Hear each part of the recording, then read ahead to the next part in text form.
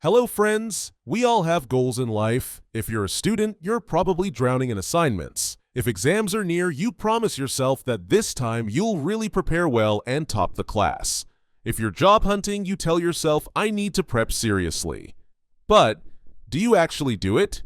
We're still waiting. Deciding what we want is easy. Doing what it takes? Not so much. There's this little voice inside our heads whispering, relax, you've got time. Scroll Instagram for 5 minutes, watch that funny video, you'll start after that. But after that rarely comes.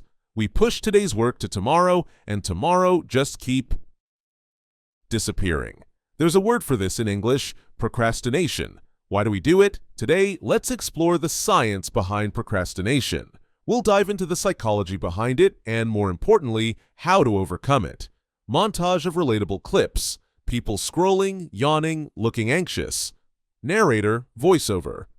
I've always been lazy. My parents tried to fix it, but they're lazy too. I just want to rest. Tomorrow I'll do what I was supposed to do 2 days ago. Why are we like this? The ancient problem. Let's get one thing straight.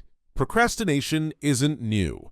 Dr. Piers Steele, a top expert on motivation and procrastination, has been studying this for over a decade. He says even ancient civilizations struggled with it. In 1400 BC, Egyptian hieroglyphs warned, "Friend, stop delaying. Let's go home on time." In 800 BC, a Greek poet echoed the same frustration. And here in India, Kabir said it best, "Tomorrow's work due today, today's work due now. If the moment is lost, how will the work be done?" The message, don't wait, not even till evening. Because who knows what might happen before then. Still, we've only gotten worse. In the last 40 years, chronic procrastination has shot up by 300–400%. Today, nearly half the global population struggles with it. Why we procrastinate? Think about it. We procrastinate when it matters most. Exam prep, job interviews, workouts, emotional conversations. But we never procrastinate scrolling on Instagram, right? The harder or more meaningful the task, the more likely we delay it. Why? Because it takes mental, physical, or emotional effort. So we trade it for easy dopamine, reels, memes, binge watching. Deadlines help, but only just. We wait till the very last moment, burning hours on distractions before panic kicks in. Sound familiar? 5 minutes of scrolling turns into an hour. Then you get hungry. Then you say, let me freshen up first. Then comedy videos. Then, oops, it's night. You finally start at 2 a.m., racing against time, surviving on caffeine and regret. The never-ending loop studies from 1977 to the 2000s show 80% to 90% of college students procrastinate. But in college, you still have deadlines. In real life, often there are none. That's when procrastination becomes infinite. Delays don't just cost marks, they cost dreams. You always wanted to become a filmmaker but never started. Now you say, life got in the way. But deep down, you never really tried. What if you kept saying you'd take your grandparents on a flight someday, and one day, it's too late? That someday never comes. Procrastination can lead to more than missed opportunities.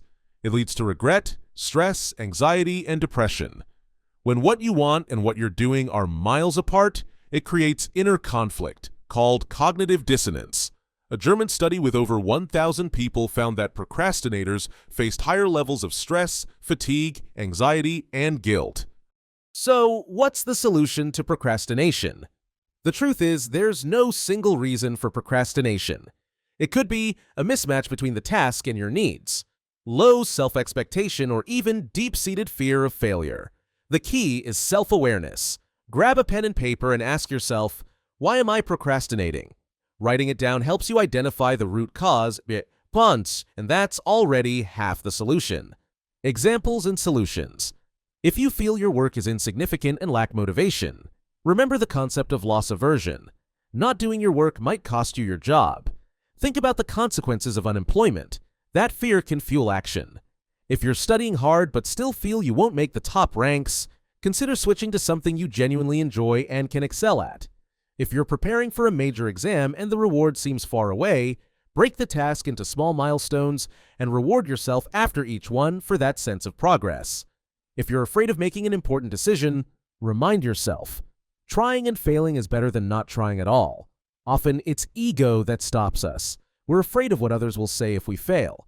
You left your job to become a filmmaker? See, I told you it wouldn't work. But remember, ego is one of the most useless things in life. Living according to others' expectations only leads to regret. The temporal theory of regret. In 1995, psychologists Gilovich and Medvec introduced the temporal theory of regret. According to this theory, taking action may cause regret in the short term, but inaction causes much deeper regret in the long run. If you quit your job to follow your dream and fail, you'll still regret it less than if you never tried at all. The final barrier: distractions.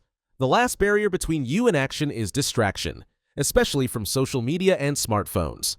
But here's the good news. If you've addressed the root causes of procrastination, distractions will hold far less power over you.